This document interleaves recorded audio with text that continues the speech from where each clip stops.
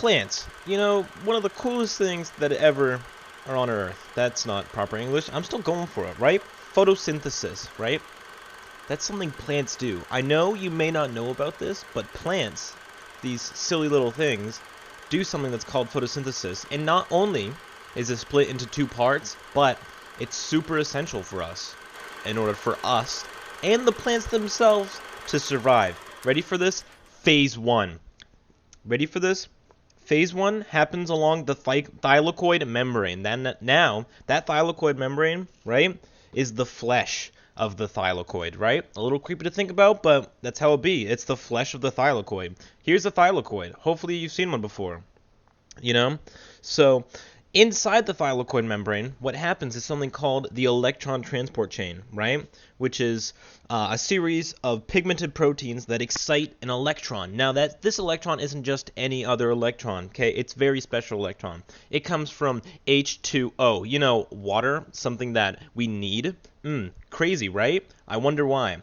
So, what needs to go in to the electron transport chain, which is again inside the thylakoid membrane, which is inside a thylakoid, which is inside a chloroplast, which is inside a plant cell. Now, this H2O, right, that goes into the electron transport chain doesn't go in by itself. It has his buddy, light energy, right? Now, light energy is something very special that we get from the man, the myth, the legend, the sun, right? You know, like the Holy Trinity, except it's not.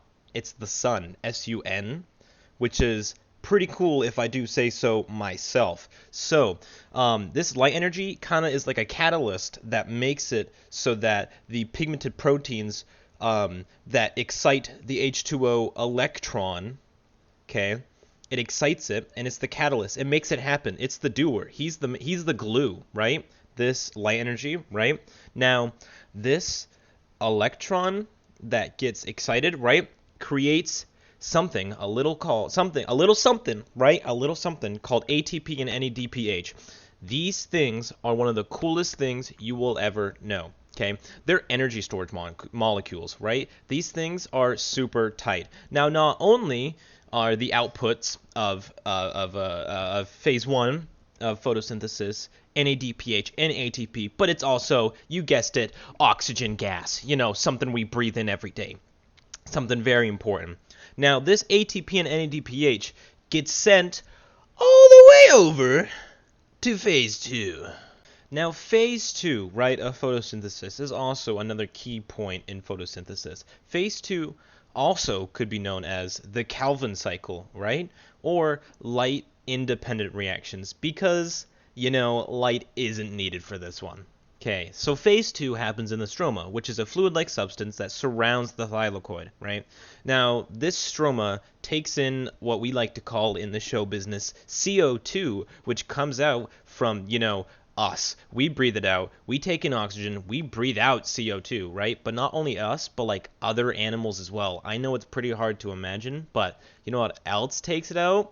Cars, factories, anything that burns fossil fuels. Save the planet, hashtag Team Trees. Anyways, right? Remember that ATP and NADPH that came from phase 1 at the end of phase 1? Well, here's where it comes important. Because the ATP and NADPH, which then get used to break up the CO2. I know, they've been together for a long time, and it was a good relationship, but they had their struggles, right? But it's a good thing there's some good guidance counselors, because relationship counselors, sorry, because now they bring back that CO2 back together, but now even better. Ready for this? It pulls apart that CO2 and puts it back together to create the most amazing thing known to mankind, right? Ready for this? Glucose. Okay, glucose is how we survive, how our muscles survive, how we do our things, how other things do our things and their things. Ready for this? It's what we like to call the output. Okay, glucose, also known as C6H12O6, or if you like to be a little even more fancy, ready for this? Chemical energy, right? I don't know why I'm talking like that. Okay, but that ATP and NADPH get used up, right? But they wanna rebuild themselves because they're a little exhausted. So they get sent all the way to phase 1, which, if you might have known, or might not have known, or made the connection in this, it seems like these two phases are kind of connected, not gonna lie. Yeah, they're connected, which is pretty tight.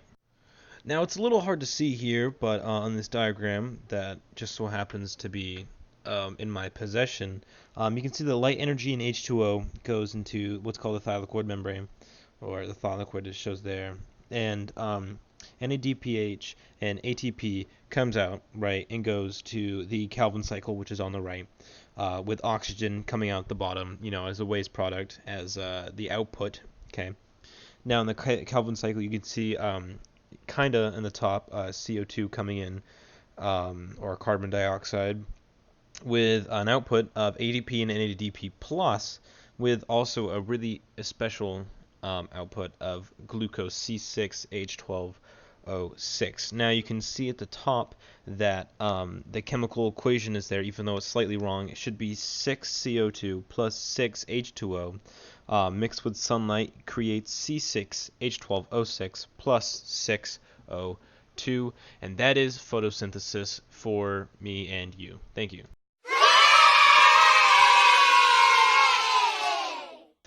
ATP and NADPH. Remember how those were sent over? Yeah. ATP and NADPH were the ones, okay, they were the energy storage molecules that tore apart the, you're coming in the wrong time. But thank you anyways. This is staying in the video as well, you coming in. And this is not leaving. This is going on for like 20 seconds now. This is like not okay.